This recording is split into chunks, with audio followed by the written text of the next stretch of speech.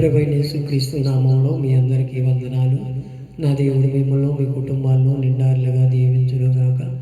ఈరోజు ఒక వాక్యాన్ని చదువుకొని ముందుకు నడవాలి. దేవుని సేవకుల గురించి ఈరోజు కొన్ని మాటలు తెలుసుకుందాం.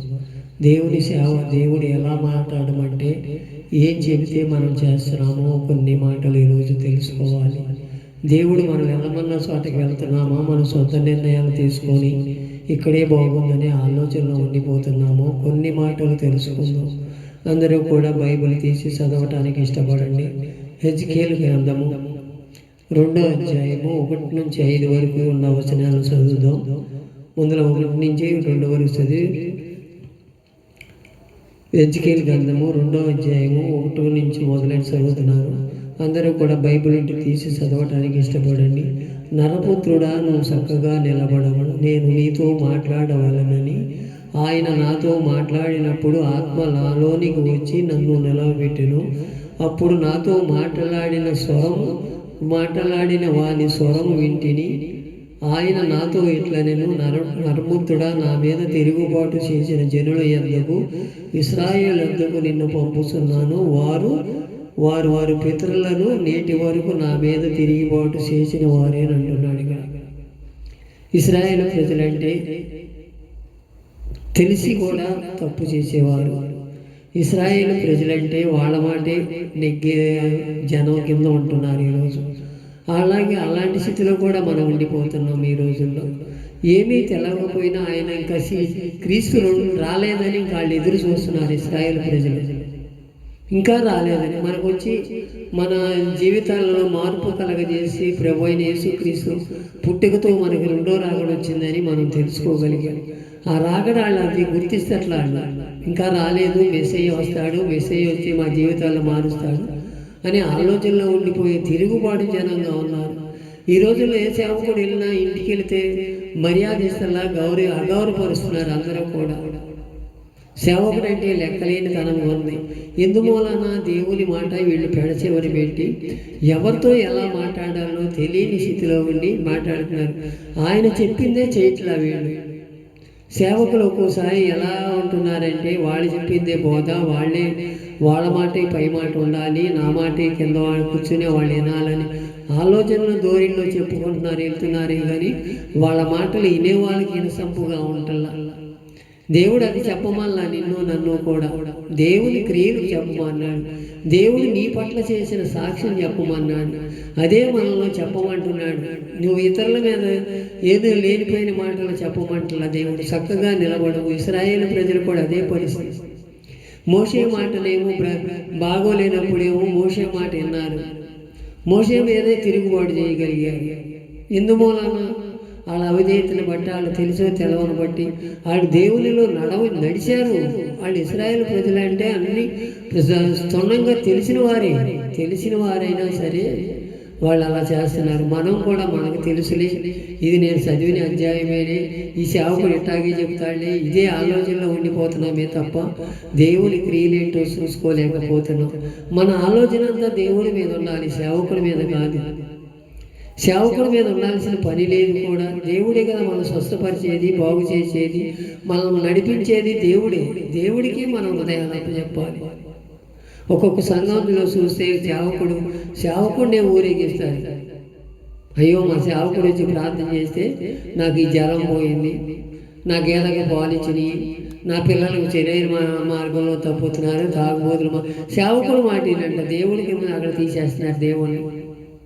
అందుమూలన దేవుడికి అపకీర్తి వస్తుందని దేవుడు లేఖనాలు తెలియపరుస్తుంది. ఎవరైనా డబ్బులు ఇస్తేనో వాళ్ళకు ప్రార్థన ఎక్కువగా చేయటం, ఈయనోళ్ళేమో పక్కన పెడతాం, ఈ ఆలోచన చేస్తున్నారు. దేవుని నామాన్ని అవమానపరుస్తున్నారు. నువ్వు చక్కగా నిలబడమంటే ఎక్కడ నిలబడుతున్నావు? ఒక్కసారి మన హృదయాలు మనమే పరిశీలన చేసుకోవాలి. మన పరిశీలన చేసుకొని దేవుడు నిన్నుకి ఏ స్థలంలోకి నిర్ణయించాడు ఆ స్థలం కాడికి వెళ్ళి కూర్చొని ప్రార్థన చేయి. ఏలియాని పోషించిన వాడు, కాకులతో పోషించిన వాడు నిన్ను నన్ను పోషించడం. సారేపతి ఎదురాలని పోషించిన వాడు నిన్ను నన్ను పోషించడం. మనం అంగు ఆర్భాటాలు ఇవన్నీ మనకి దేవుని ఎదుట మనం ఎలా ఉండాలంటే తగ్గింపు జీవితం, తగ్గింపు మనసు. ఆయన ప్రార్థన చేస్తే ఆయన మాట వినేవారంగా ఉండాలి. మనం ఏది కూడా మనం ఆయన మాట ఏంటల్లా.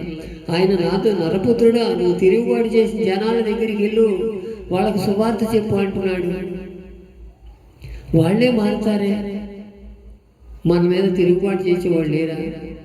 మన మీద కోపపడేవాళ్ళు లేరా? ఈర్ష్యపడిగేవాళ్ళు లేరా? వెళ్ళి నీ పాద తులిపి తులమంటున్నాడు. నీ పాద ధూళే అక్కడ సమాధానం అనిపిస్తుంది అంటున్నాడు. మనం వెళ్ళగలుగుతున్నామా లేదో ఒకసారి మన హృదయాలు మనమే పరిశీలించాలి.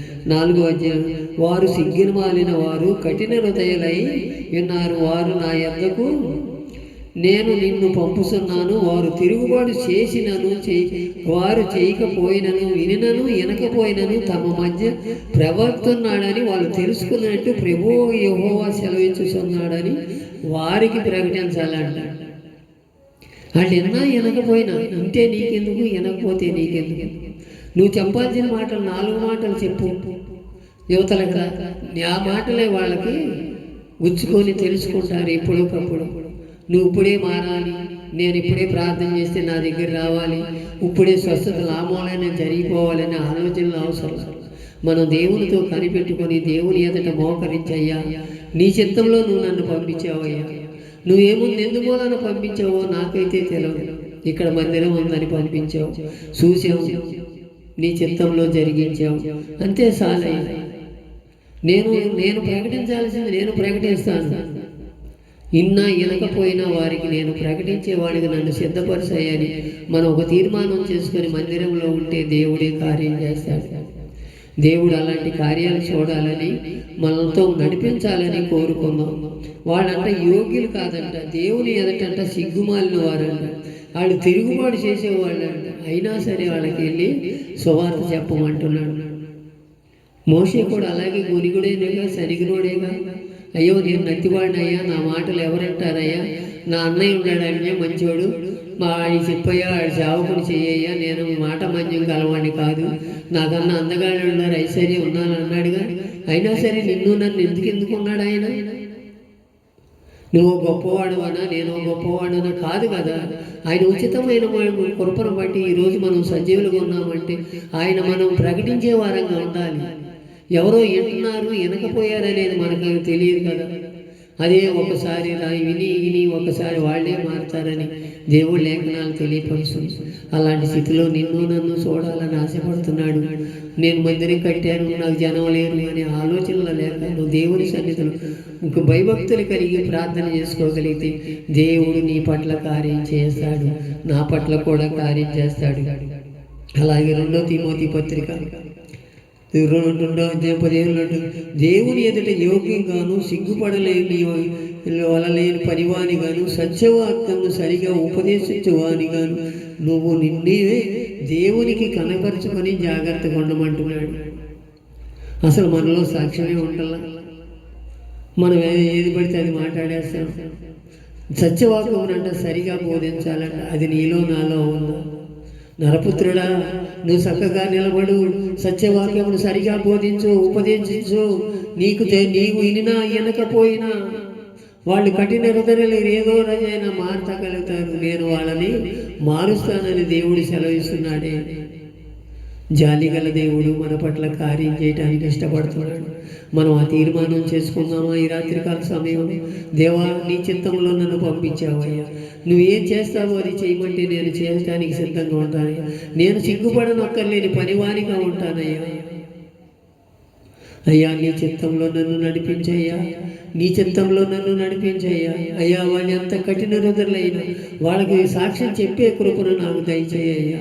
నీ చిత్తంలో నన్ను నడిపించయ్యా అని ఒక తీర్మానం చేసుకొని ఆయన ఎదుట నిలబడి ఒప్పుకోగలిగితే దేవుడు నీ పట్ల నా పట్ల కార్యం చేయడానికి ఇష్టపడుతున్నాడు. ఓ అంగుని చూసావు, బలం చూసావు మనం పొంగిపోవ అవసరం. దేవుడే మనల్ని పంపించాడు, దేవుడే మనల్ని పోషించాడు, దేవుడే మనల్ని ఆదరిస్తాడు, దేవుడే మనల్ని నిలబెడతాడని మనం దేవునికి మనం అప్పచెప్పుకొని దేవుని ఎదుట సిగ్గుపడలక్కలేని పనివారిగా నిలబడితే చక్కగా నిలబడు. నరపుత్రుడా నేను నీకు ఉపదేశించింది ఉపదేశించు. నీ మాటలు కాదు నా మాటలే, నా మాటలను వాళ్ళకి బోధించేవాడిగా ఉండమంటున్నాడు. ఉందామా? ఈ రాత్రికాల సమయంలో ఒక తీర్మానం చేసుకొని దేవుని ఎదుట యోగ్యమైన పాత్రలుగా కనపడతాం. ఇట్టి మాటలు దేవుడి వినికిడిలో దీవించి ఆశీర్వదించును గాక. ఆమేన్.